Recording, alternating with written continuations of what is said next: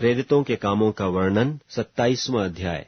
जब यह ठहराया गया कि हम जहाज पर इतालिया को जाएं, तो उन्होंने पौलुस और कितने और बंधुओं को भी यूलियुस नाम औगुस्तुस की पलटन के एक सूबेदार के हाथ सौंप दिया, और अद्रमुत्तियुम के एक जहाज पर, जो आसिया के किनारे की जगहों में जाने पर था, चढ़कर हमने उसे खोल दिया, और अरिस्तर्खुस नाम थिस्सलुनीके का एक मकिदुनी हमारे साथ था।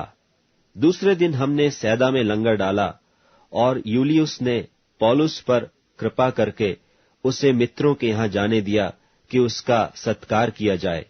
वहां से जहाज खोलकर हवा विरुद्ध होने के कारण हम कुप्रुस की आड़ में होकर चले, और किल्किया और पंफूलिया के निकट के समुद्र में होकर लूसिया के मूरा में उतरे।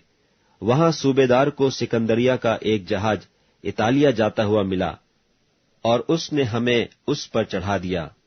और जब हम बहुत दिनों तक धीरे धीरे चलकर कठिनता से कनिदुस के सामने पहुंचे, तो इसलिए कि हवा हमें आगे बढ़ने न देती थी, सलमोने के सामने से होकर क्रेते की आड़ में चले, और उसके किनारे किनारे कठिनता से चलकर शुभ लंगरबारी नाम एक जगह पहुंचे, जहां से लसिया नगर निकट था। जब बहुत दिन बीत गए और जल यात्रा में जोखिम इसलिए होती थी कि उपवास के दिन अब बीत चुके थे, तो पौलुस ने उन्हें यह कहकर समझाया कि हे सज्जनों, मुझे ऐसा जान पड़ता है कि इस यात्रा में विपत्ति और बहुत हानि न केवल माल और जहाज की, वरन हमारे प्राणों की भी होने वाली है। परंतु सूबेदार ने पौलुस की बातों से मांझी और जहाज के स्वामी की बढ़कर मानी, और वह बंदर स्थान जाड़ा काटने के लिए अच्छा न था। इसलिए बहुतों का विचार हुआ कि वहां से जहाज खोलकर यदि किसी रीति से हो सके तो फीनिक्स में पहुंचकर जाड़ा काटें। यह तो क्रेते का एक बंदर स्थान है, जो दक्षिण पश्चिम और उत्तर पश्चिम की ओर खुलता है। जब कुछ कुछ दक्षिणी हवा बहने लगी, तो यह समझकर कि हमारा मतलब पूरा हो गया, लंगर उठाया और किनारा धरे हुए क्रेते के पास से जाने लगे। परंतु थोड़ी देर में वहां से एक बड़ी आंधी उठी, जो यूरकुलीन कहलाती है। जब यह जहाज पर लगी, तब वह हवा के सामने ठहर न सका, सो हमने उसे बहने दिया, और इसी तरह बहते हुए चले गए। तब कौदा नाम एक छोटे से टापू की आड़ में बहते बहते हम कठिनता से डोंगी को वश में कर सके। मल्लाहों ने उसे उठाकर अनेक उपाय करके जहाज को नीचे से बांधा, और सुरतिस के चोर बालू पर टिक जाने के भय से पाल और सामान उतारकर बहते हुए चले गए। और जब हमने आंधी से बहुत हिचकोले और धक्के खाए, तो दूसरे दिन वे जहाज का माल फेंकने लगे, और तीसरे दिन उन्होंने अपने हाथों से जहाज का सामान फेंक दिया। और जब बहुत दिनों तक न सूर्य न तारे दिखाई दिए और बड़ी आंधी चल रही थी, तो अंत में हमारे बचने की सारी आशा जाती रही। जब वे बहुत उपवास कर चुके, तो पौलुस ने उनके बीच में खड़ा होकर कहा, हे लोगों, चाहिए था कि तुम मेरी बात मानकर क्रेते से न जहाज खोलते और न यह विपत और हानि उठाते। परंतु अब मैं तुम्हें समझाता हूं कि ढाढ़स बांधो, क्योंकि तुम में से किसी के प्राण की हानि न होगी, केवल जहाज की। क्योंकि परमेश्वर जिसका मैं हूं और जिसकी सेवा करता हूं, उसके स्वर्गदूत ने आज रात मेरे पास आकर कहा, हे पौलुस, मत डर, तुझे कैसर के सामने खड़ा होना अवश्य है। और देख, परमेश्वर ने सबको जो तेरे साथ यात्रा करते हैं तुझे दिया है।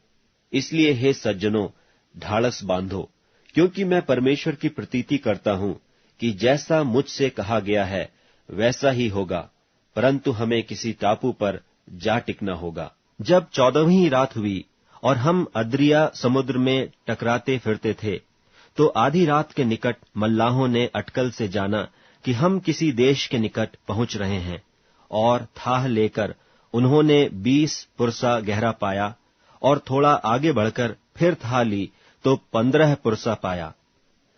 तब पथरीली जगहों पर पड़ने के डर से उन्होंने जहाज की पिछाड़ी 4 लंगर डाले और भोर का होना मनाते रहे।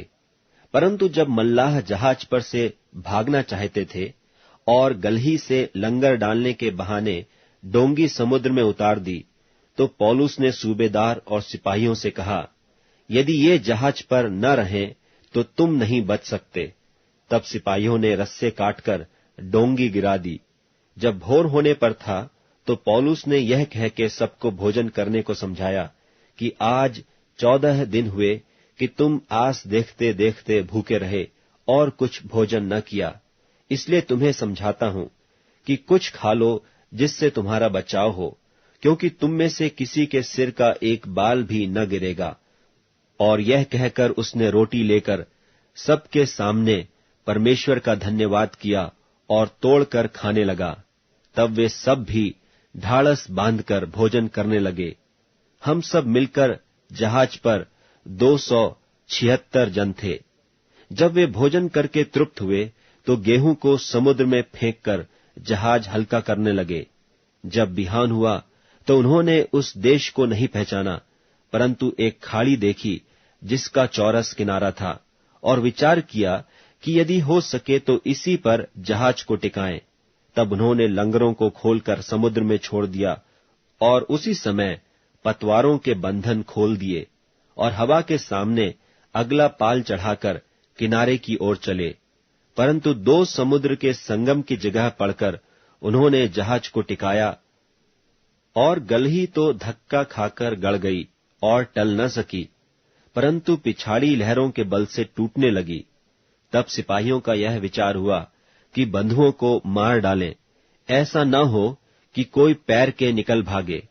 परंतु सूबेदार ने पौलुस को बचाने की इच्छा से उन्हें इस विचार से रोका और यह कहा कि जो तैर सकते हैं पहले कूदकर किनारे पर निकल जाएं, और बाकी कोई पटरों पर और कोई जहाज की और वस्तुओं के सहारे निकल जाए, और इस रीति से सब कोई भूमि पर बच निकले।